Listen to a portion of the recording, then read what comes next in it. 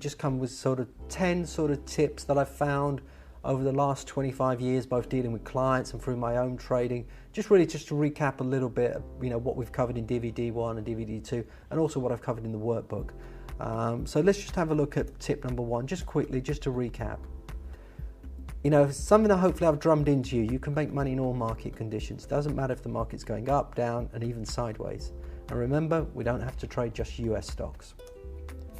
Start small and build up. You don't have to basically start with a huge amount of money. We can build up. I certainly didn't start with a lot of money. I started off with small amounts and I built up over time. You may have heard of compounding interest, and Albert Einstein said it's the greatest mathematical discovery. You might think initially compounding is a bit boring and it takes ages, but as it builds up, compounding is no joke. Diversify, I think that's something that I hope that you've understood. Don't just trade one country or one currency. Lately I get a lot of people say, I just want to trade FX because, they think that's flavor of the month, where the truth is there's been a lot better opportunities in other markets. So, diversify, don't put your eggs in one basket. Know your personality and trading style. As I say, I've already explained to you, my style is a trend trader. I'm not glued to a screen all day. It doesn't suit me, And I think for most people, being stuck to a screen all day, you're going to turn into Jekyll and Hyde. The other thing, I've been totally honest with you, you're going to have plenty of losing trades. It's just part of the business. The winning trades are going to be the ones that carry you through, and they're the ones that are going to make the most money for you. So don't get down. Don't start sending me emails saying I've had 3 trades and they've all gone wrong. That's just part of the business, because it's the winning trades that will carry you through. Money management is the key to survival. It doesn't have to be complicated, all right? But however sure you are that this stock is going to go up or down, or that your Uncle Bert's told you it's a sure thing, stay with the system, check the charts, make sure to see where the price is going or the trend is, and also even then you start small. Make the first trade small. If you do well from that, by all means you can always add to it. But however sure you are, don't put all your money on one trade.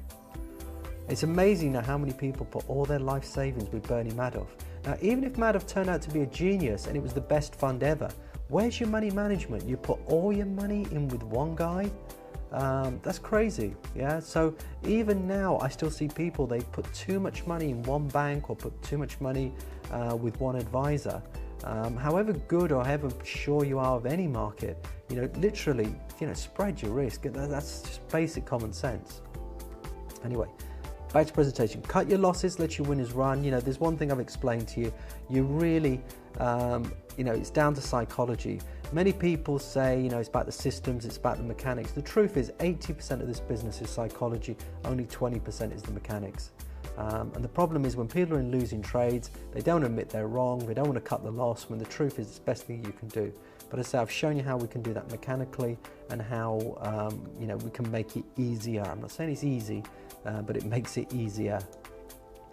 Treat trading as a business. A lot of people come into this for a bit of fun, they want to go to the golf course and say that they're making money, or I'm trading commodities or whatever. Listen, we're not here for egos, we're not here basically to brag. What we're here for is to make money. It's a never-ending process.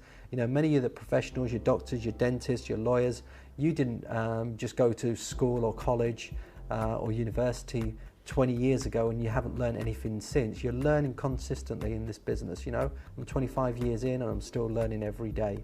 But treat it as a business, and as I say, it's not basically just for a bit of fun. Don't get carried away about technology. Technology's done some great things. It's brought down the cost of dealing. It's allowed us, like I showed you in ShareScope, to go through thousands of shares in seconds. But be careful about being over-reliant on software. Be careful about business channels, and be careful about all these apps that are starting to come out now as well. The crowd and media is wrong. Sometimes the best times to buy is when it's just so bearish, where the market is just terrified. So be aware of that. At the same time, when you see headlines and everyone's talking about something, you've got the front cover of Business Week or Bloomberg Money, just be wary, because normally those guys are very good at calling tops of markets. If you get in the back of the cab and someone's talking to you about soybeans or what have you, you might just want to be careful. And finally, don't feel you have to trade all the time. You know, only gamblers bet on markets every single day. Some people always want to be doing something. They want to be busy. When the truth is, sometimes the best thing you can do is nothing. You know, I have winning trades that can basically just carry on running for weeks and months and just leave them alone. You remember what I said about the plants? If the plant's looking good, it's growing, you know, take care of it, but don't sort of dig it up.